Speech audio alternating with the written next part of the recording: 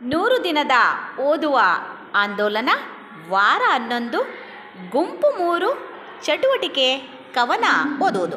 ಮಕ್ಕಳ, ಲೈಬ್ರರಿಯಿಂದ ಪುಸ್ತಕಗಳನ್ನು ತೊಗೊಂಡಿದ್ದೀರಾ? ನಿಮ್ಮ ಪುಸ್ತಕವನ್ನು ಪರಿಚಯ ಮಾಡಿ ನೀವು ಅದರಲ್ಲಿ ಒಂದು ಕವನವನ್ನು ವಾಚನ ಮಾಡಿ ಮಕ್ಕಳ. ನಾನು ಓದುತ್ತಿರುವ ಪುಸ್ತಕದ ಹೆಸರು ಪಕ್ಷಿ ಕಾಶಿ. ಇದನ್ನು ಬರೆದವರು ರಾಷ್ಟ್ರಕವಿ ಕುವೆಂಪು. ಕವನ: ಆನಂದಮಯ ಈ ಜಗಹೃದಯ, ಆನಂದಮಯ ಈ ಜಗಹೃದಯ, ಆನಂದಮಯ ಈ ಜಗಹೃದಯ. ಏತಕ್ಕೆ ಭಯ ಕಾಣು, ಏತಕ್ಕೆ ಭಯ ಮಾಡು, ಸೂರ್ಯೋದಯ ಚಂದ್ರೋದಯ, ಸೂರ್ಯೋದಯ ಚಂದ್ರೋದಯ. ದೇವರ ದಯ ಕಾಣು, ದೇವರ ದಯ ಕಾಣು. ಗುಡ್. ವರ್ಷ? ನಾನು ಓದುತ್ತಿರುವ ಪುಸ್ತಕದ ಹೆಸರು ನರಲೀಲೆ, ರವಿರಾಜ್ ಸಾಗರ್. ಅದನ್ನು ಬರೆದವ್ರು ರವಿರಾಜ್ ಸಾಗರ್ ಅವರಾ? ಹಾಂ, ಓಕೆ.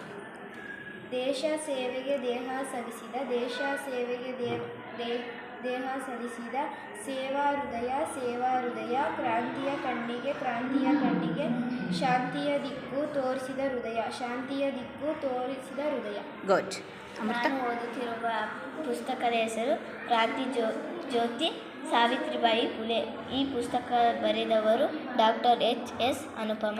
ಗುಡ್. ಕವನ ಹೆಸರು ಮನು ಹೇಳ್ತಾನೆ. ನೆಲ ಉತ್ತೋರು ಮೂಕರು, ನೆಲ ಉತ್ತೋರು ಮೂಕರು, ನೆಲ ಬಿತ್ತೋರು ಮೂಕರು, ನೆಲ ಬಿತ್ತೋರು ಮೂಕರು. ಅಂತಾನೆ ಆ ಮನು, ಅಂತಾನೆ ಆ ಮನು. ಹಂಗೆ ತನ್ನ ಪುಸ್ತಕದಲ್ಲಿ ಬರಿತಾನೆ, ಹಂಗೆ ತನ್ನ ಪುಸ್ತಕದಲ್ಲಿ ಬರಿತಾನೆ. ಬ್ರಹ್ಮಣರಿಗೆ ಹೇಳ್ತಾನೆ, ಬ್ರಾಹ್ಮಣರಿಗೆ ಹೇಳ್ತಾನೆ. Very good. ರೇಖಾ? ನಾನು ಓದುತ್ತಿರುವ ಪುಸ್ತಕದ ಹೆಸರು ದರಬೇಂದ್ರೆ. ಬರೆದವರು ಕೆ. ಮಂಜುಳಾ ರಾಜು. ಗುಡ್. ಕವನದ ಹೆಸರು ದರಬೇಂದ್ರೆ.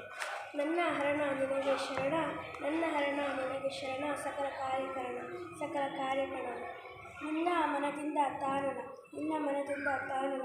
ವೆನ್ನುತ್ತಿದೆ ತಾನು ಭಾವನ, ವೆನ್ನುತ್ತಿದೆ ತಾನು ಭಾವನ. ಗುಡ್. ನಾನು ಓದುತ್ತಿರುವ ಪುಸ್ತಕದ ಹೆಸರು ನೀ ನನಗಿದ್ದರೆ. ಸಂತೆಗೆ ಹೋದನು ಭೀಮಣ್ಣ, ಸಂತೆಗೆ ಹೋದನು ಭೀಮಣ್ಣ. ಇಂಡಿಯ ಕೊಂಡನು 10 ಮಣ, ಇಂಡಿಯ ಕೊಂಡನು 10 ಮಣ. ಕತ್ತೆಯ ಬೆನ್ನಿಗೆ ಏರಿಸಿದನು, ಕತ್ತೆಯ ಬೆನ್ನಿಗೆ ಏರಿಸಿದನು. ಕುದುರೆಯ ಜೊತೆಗೆ ಸಾಕನು.